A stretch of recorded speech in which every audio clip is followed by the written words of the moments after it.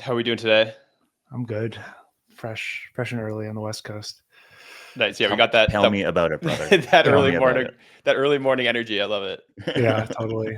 I've transformed fully into a morning person at this point in my life. So Man, we could do a whole episode on that because I think that's my more recent journey as well, and oh I'm not yeah, sure how I feel about it, to be honest. it happens. And I've read some statistics about morning people not being as as intelligent as night owls. So I'm a little bit I I'm mourn my night owl past, but I'm whatever. living Yeah. proof of that. Aging is aging. Anyways, good morning, guys.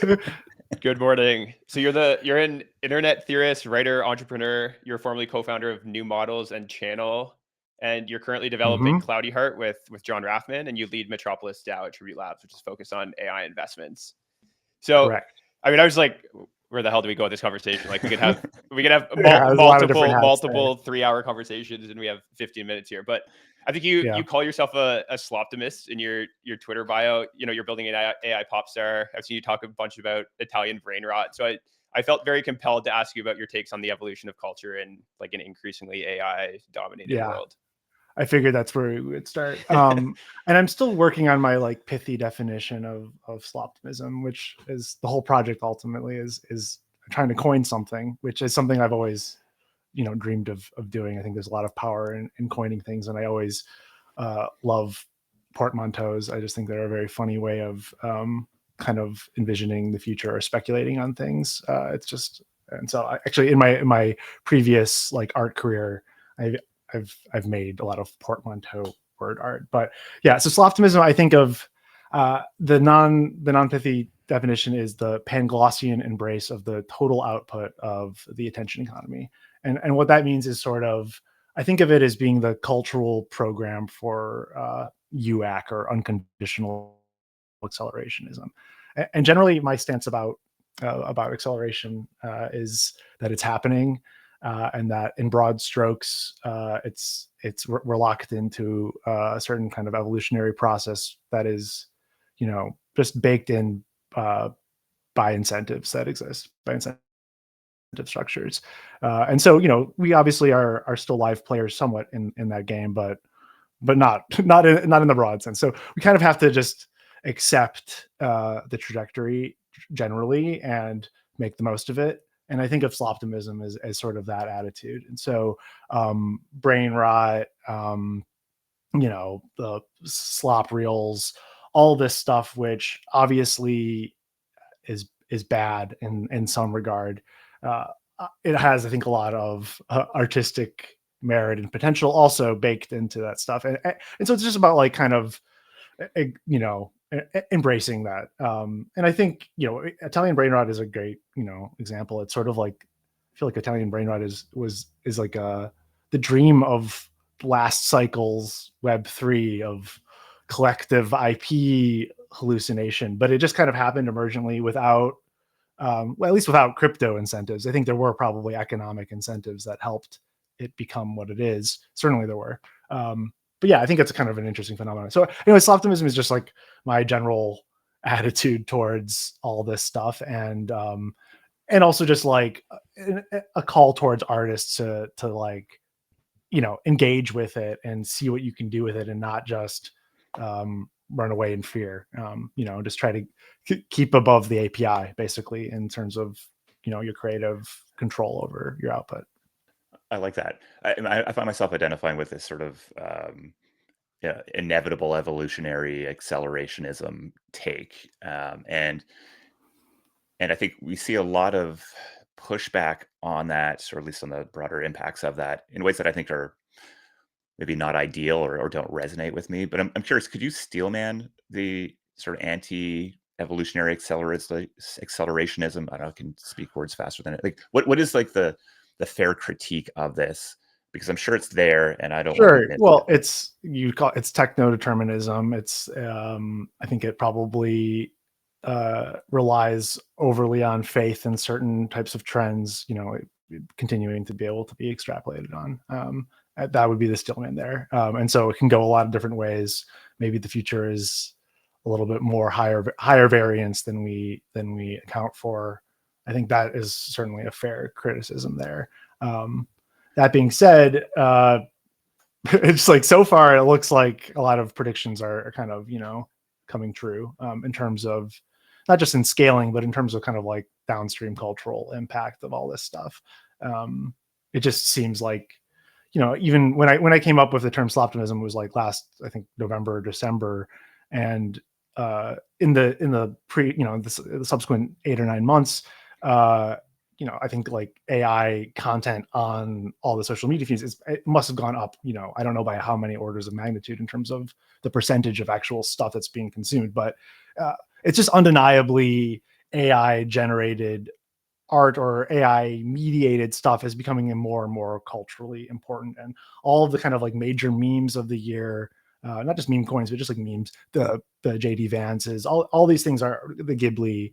These moments are all kind of like these AI collective visual moments. Italian brain rot, another one. I think this is the first year where that's been the case. There's obviously been these sort of like iconic AI images, like the room where you don't know what any object is. I forget, I don't know what that's actually called, or the avocado chair. But those didn't have like big cultural impact in the same way, you know? Yes, you mentioned being really interested in the systems engineering layer of cultural phenomena, maybe more than the aesthetic or narrative layer. So I'm curious if this is at the core of your interest in the intersection of crypto and AI, and if not, like what is? Yeah, I'm always just trying to think about what kind of incentive systems are underlying what's happening, and maybe that's just like a little tism there. I don't know.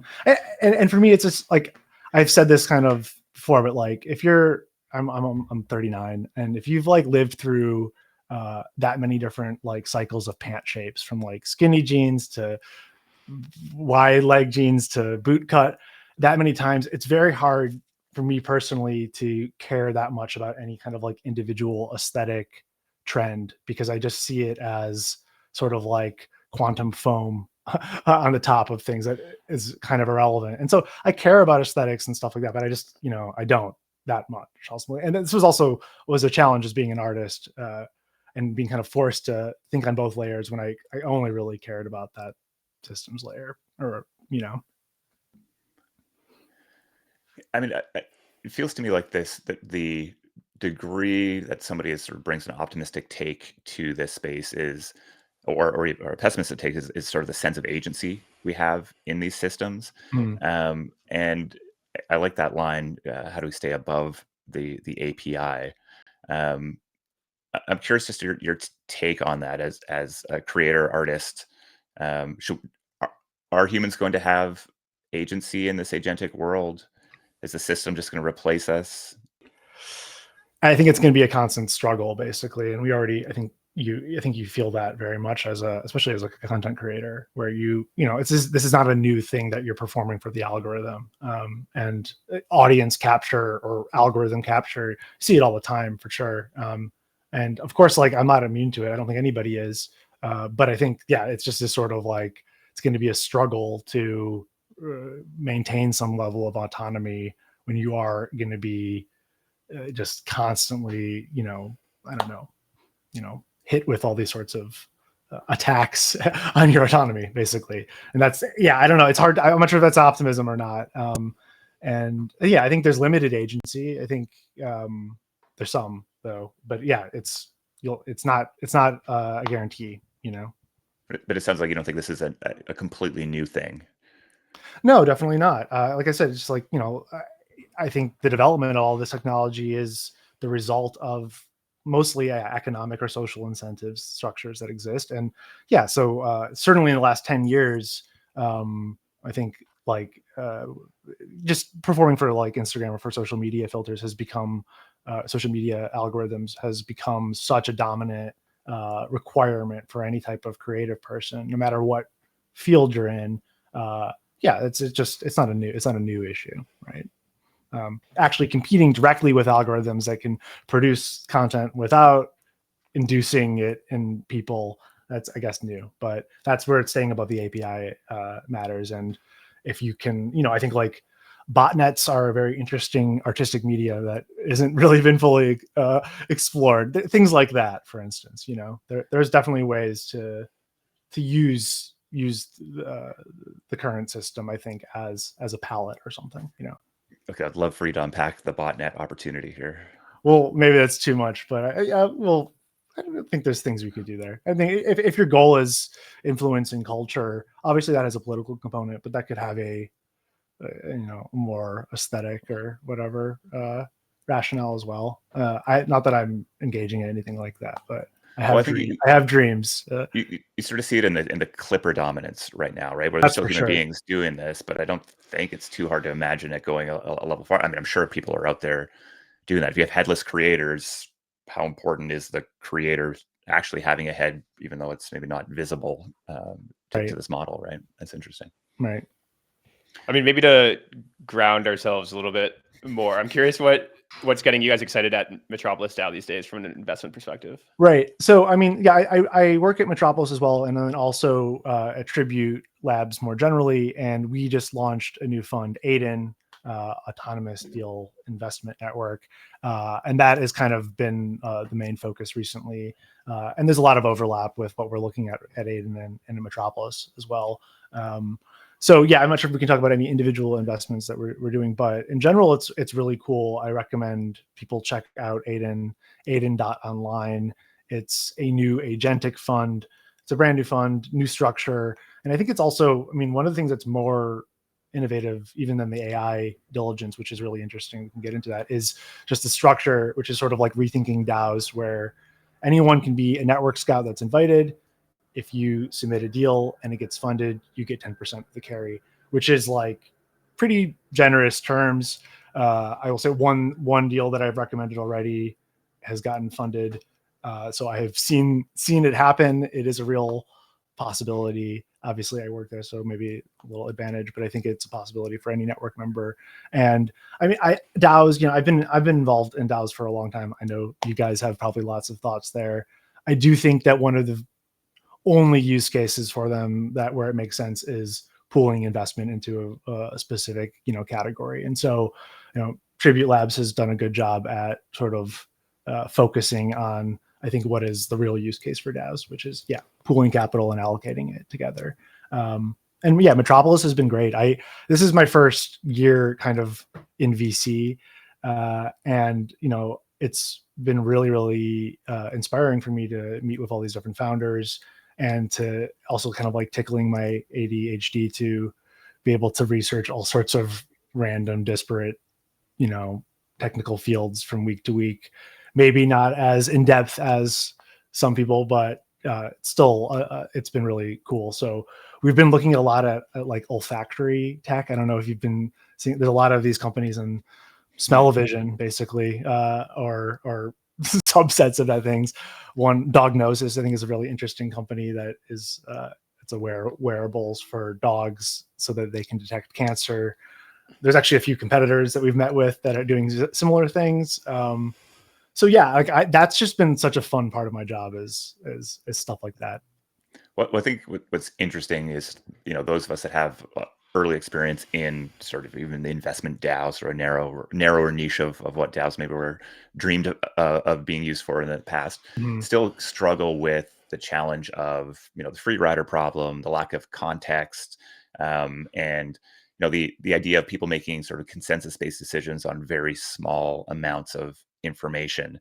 And so my sense was that Aiden was really this development that was solving that main problem, where if you have a small number of people who are very active and the majority aren't, can be tough to actually make really good decisions. And I think we've talked about Aiden before on the show multiple times, and I've had an early look at it for a while, and it's exciting to see you guys are ultimately investing. But it seems like it's running right at that challenge mostly, right, where you can really pull in all this information to really deep dive, like premier analyst level context building on what a deal might look like, and what it might be worth, and et cetera. And then really limiting the human involvement to truly the edges of that decision making. Yeah, I think it's still definitely important to have a human in the loop at this point. And I still have overall concerns that the systems will reinforce, not necessarily biases, but reinforce consensus just because of whatever it's in its training data. But I do think that the hybrid approach probably will yield better than either on its own. And I think the idea of it becoming fully autonomous in the future is interesting.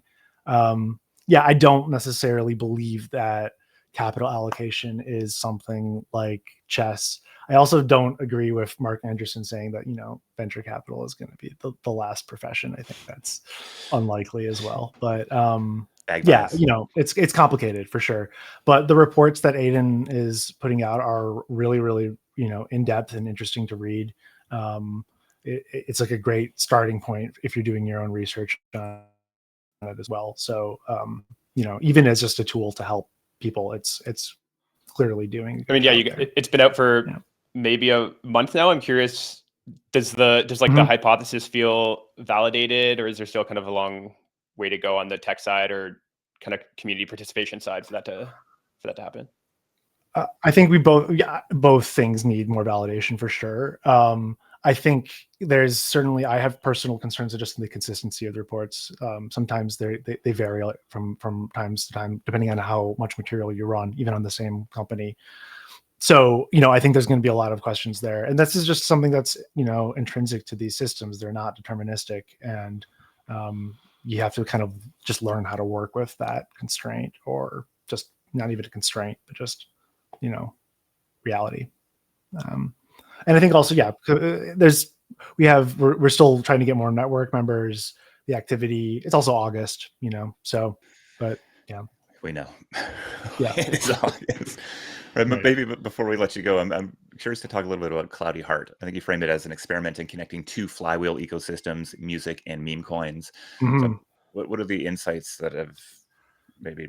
Well, the insights are that it's very hard to connect those flywheels, and that they run on incredibly different timescales, and that in general, cultural capital is just not very fungible with the crypto ecosystem, or it is, but it has a very wonky exchange rate, I guess is what I would say.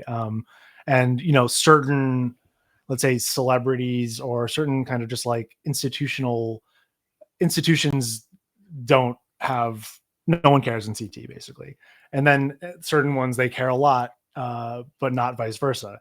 So it's been a challenge. That being said, there's an album coming out, there's a film coming out. Those things take a long time. So it probably, in CT terms, it feels like probably been kind of dead, but there's a lot of work going on behind the scenes.